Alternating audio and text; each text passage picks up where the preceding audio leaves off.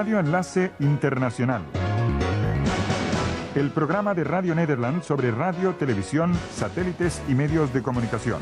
Con Alfonso Montealegre y Jaime Wagner.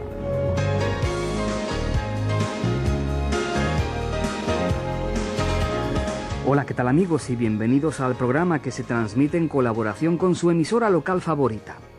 Hoy vamos a dedicar casi todo el tiempo de este programa para hablarles una vez más acerca del problema del milenio. Uno de los retos del nuevo milenio es sin duda el así llamado problema del año 2000. Sobre cómo y el por qué y sobre eventuales soluciones iniciamos en Radio Enlace Internacional una miniserie de 3 capítulos. Y para no hacerlos esperar más, pues el tiempo apremia, los dejo con Alfonso Montealegre y Daniel Pérez. Bueno, Daniel, bienvenido al estudio de Radio Enlace. Vamos a hablar de un tema bastante complicado, bastante complejo, pero gracias a tus dotes de explicación vamos a enterarnos de muchas cosas. Empezamos. ¿Podrías decirnos el origen y una explicación general de lo que es el problema del año 2000, el problema del milenio? Bueno, yo creo que ante todo es un problema de cálculo de los informáticos, porque la informática es una disciplina muy reciente, prácticamente ayer, como quien dice, porque se inició en los años 60, y entonces todas las innovaciones que han ido surgiendo han ido cambiando poco a poco esta disciplina de la informática.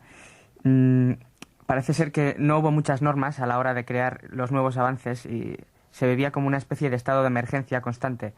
Era como parches que venían a sustituir a parches anteriores y entonces quedaba... Se ha desarrollado demasiado rápido y sí. se ha superado las técnicas a una velocidad increíble. Sí. Entonces, quizá por eso ocurre este problema ahora, porque uno de los parámetros importantes a la hora de concebir los nuevos avances era el ahorro económico. Al principio, como vemos hoy en día, cada año los aparatos informáticos van reduciendo su costo. Uh-huh. Pues al principio eran unos costos desorbitados y cualquier nuevo artilugio o cualquier nueva implantación en los sistemas de computadoras tenía que basarse en un principio de ahorro y sobre todo de ahorro de almacenamiento magnético. Entonces el problema surge cuando entran las fechas en los ordenadores y se decide registrar las fechas con 6 campos de dígitos. Uh-huh. En lugar de 8. Y esto, para entenderlo mejor, habría que explicarlo. ¿Por qué 6 campos de dígitos? Serían, poniendo un ejemplo, imaginamos que tenemos que introducir en el ordenador la fecha de un día como un 1 de enero del 70, por ejemplo, pues pondríamos 2 dígitos para indicar el día, que sería 01, indicaría que es el día 1, otros 2 dígitos para el mes, 01, puesto que es el primer mes, enero, y después para indicar que estamos en el año 1970 y como forma de ahorro de almacenamiento magnético, en lugar de usar las 4 cifras del año, se empezó a utilizar simplemente las 2 últimas cifras. O sea que la 19 correspondiente a 1900 estaban ya fijas.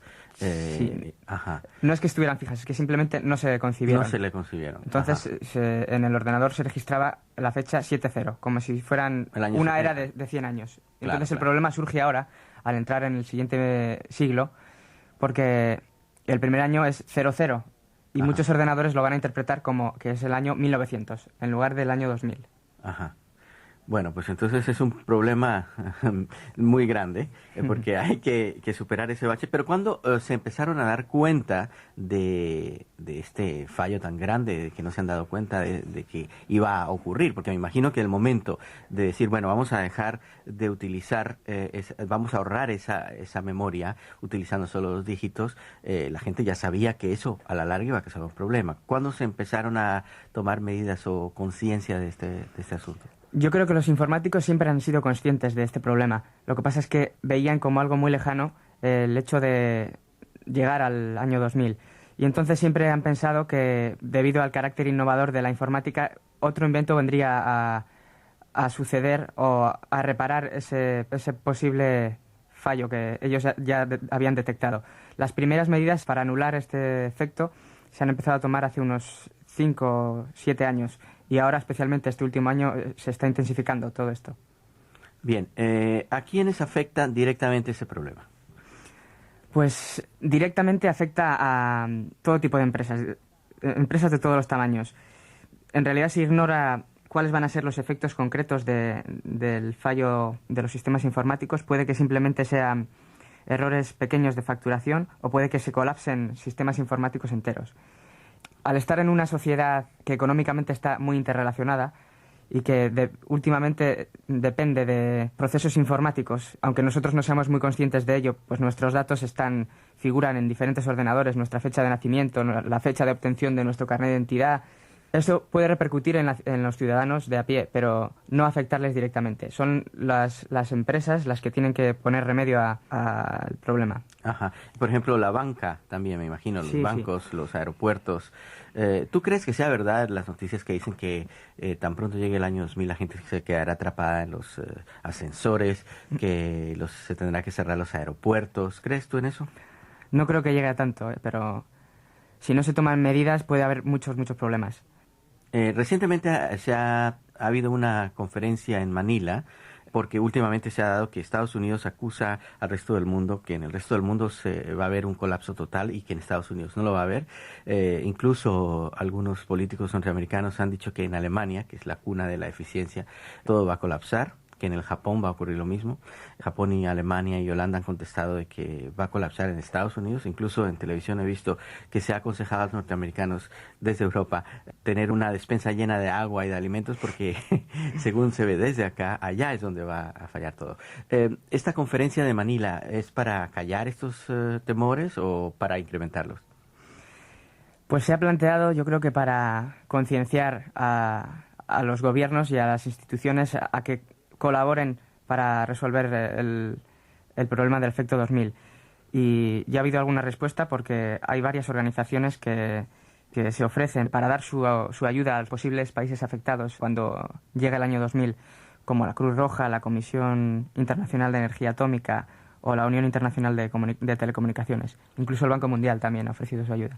¿En qué aspecto será esa ayuda? ¿Económica o Pues con supongo expertos? que será económica y de apoyo técnico también. Bueno, yo creo que el problema del año 2000 para los países emergentes y para los países no tan industrializados es más bien un problema económico, me imagino, que un problema tecnológico, porque para poder reparar los ordenadores, las computadoras que no están aptas para el 2000, se necesita mucho capital, mucho dinero, mano de obra, se necesita comprar nuevos aparatos. Entonces, por eso me atrevo a decir que es más bien un problema económico que tecnológico. Lo que ocurre en los países menos desarrollados es que tampoco hay tanta tecnología. Entonces es algo proporcional. Se va a gastar la misma cantidad, o calculo yo, proporcionalmente en un país desarrollado que en uno no desarrollado. Pero sintetizando, el origen ya lo sabemos. Fue un momento en que los técnicos pensaron, como eso va tan rápido, ella llegará a la solución por sí misma, y resulta que el avance tan increíble que ha tenido la informática ha seguido esa pauta, pero no ha presentado más bien nuevos problemas y no una solución a esto. Podemos decir que el alcance del problema es completamente inconcebible. Nadie sabe con exactitud lo que va a pasar, porque no se sabe hasta qué punto eso llega a afectar. O sea, esa es la gran incógnita. Así que tendremos que esperar unos meses más para ver en qué se desarrolla esto. Y también podríamos decir que el problema del año 2000 va a afectar más que todo a las grandes empresas y a la mediana empresa, me imagino también, no directamente al hombre de la calle. Pero suponte, por ejemplo, que un banco español presente en toda América Latina, su ordenador colapsa en su oficina central en Santander, por ejemplo, o en Madrid. ¿Qué pasa con los que tienen una cuenta de banco en Caracas, o en Buenos Aires, o en Bogotá? ¿Qué pasaría? No creo que se llegue al punto de que estas personas pierdan sus cantidades en las cuentas bancarias, porque siempre serán conscientes de que ha sido un problema originado en el efecto 2000 y podrán repararlo. Muchas de los costos previstos para solucionar el efecto 2000 se incluyen dentro de lo que van a ser procesos judiciales. Se piensa que va a haber mucho jaleo después de... Muchas demandas judiciales por daños y perjuicios. Pero bueno, el hecho de que un banco no sea suficientemente consecuente o competente con su clientela afectará sobre todo al banco, que perderá su competitividad. Sí, bueno, los perjuicios serán increíbles, yo eso ya me atrevo a pronosticar, pero eso fatalístico de que el mundo se va a acabar el primer segundo del año 2000 no creo que sea. Bueno, Daniel, ¿qué es lo que puede pasar si no se logra antes de que se inicie el año 2000, pues llegar más bien a una solución, aunque sea pasajera, temporal. ¿Qué va a pasar? Pues yo te puedo poner algunos ejemplos como un cálculo de un presupuesto. Imaginemos que tenemos que hacer un presupuesto para una empresa que se inicie en 1995, ese presupuesto, y termine en el año 2001. Lo normal sería que este presupuesto durase 6 años, son 6 años los que pasan, pero el ordenador va a interpretar, gracias al problema 2000, que este periodo son menos 96 años. Ajá. Entonces no se puede hacer un presupuesto de menos 96 años. No es concebible en una mente que no sea... En una mente ordenada como la del ordenador. Exactamente. Ajá. Después, otros ejemplos. Mira, estos ejemplos, claro que nosotros no podemos concebir que se produzcan porque nosotros podemos interpretar los datos de una manera lógica, pero el ordenador no los interpreta así. Entonces, pongamos el ejemplo de una guardería que abre sus puertas en el año 2002 y tiene que hacerse publicidad para que vayan los niños allí. Entonces, recurrirá a una base de datos en la que figuren personas nacidas en el año 2000, 2001. Imaginamos que estamos en el 2002. Y en esa base de datos va a haber mucha gente, o toda la gente que haya nacido en el 1900, 1901, habrá abuelitos de más de 100 años que recibirán ofertas para incorporarse a la guardería. Sí, claro, porque está todo automatizado. Sí. Y ahora ya vemos que si tu nombre está en una lista de productos X y esos productos tienen derivados, sin que tú lo hayas pedido ya te empieza a llegar a casa en el correo ofertas de... Sí, es muy curioso. Pero dime una cosa, para los diexistas, para los oyentes de la onda corta, para los amantes de escuchar emisoras lejanas, ¿qué puede afectar el problema del milenio a esta gente? Bueno, no creo que esté relacionado con el diexismo en sí, ¿no?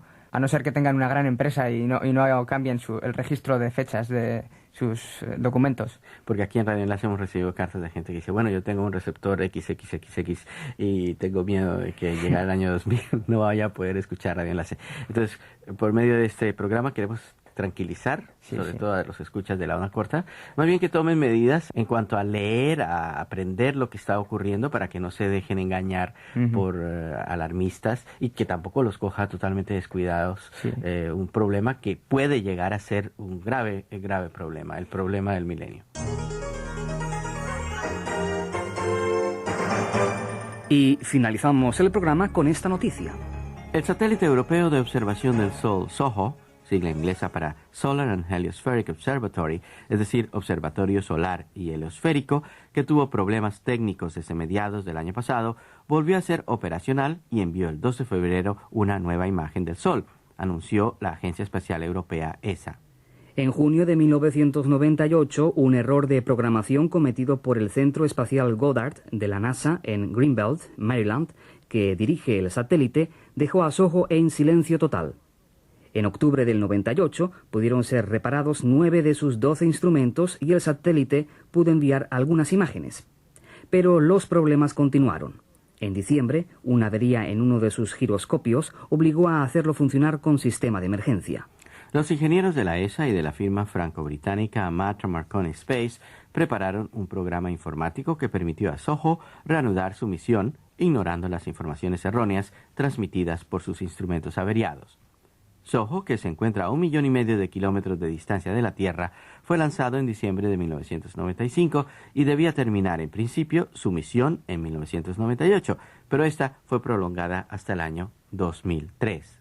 Y bien, de esta forma finaliza Radio Enlace Internacional, el programa de radio telecomunicaciones de Radio Nederland que les llega a través de la frecuencia de esta su emisora. Saludos desde Hilversum, en Holanda.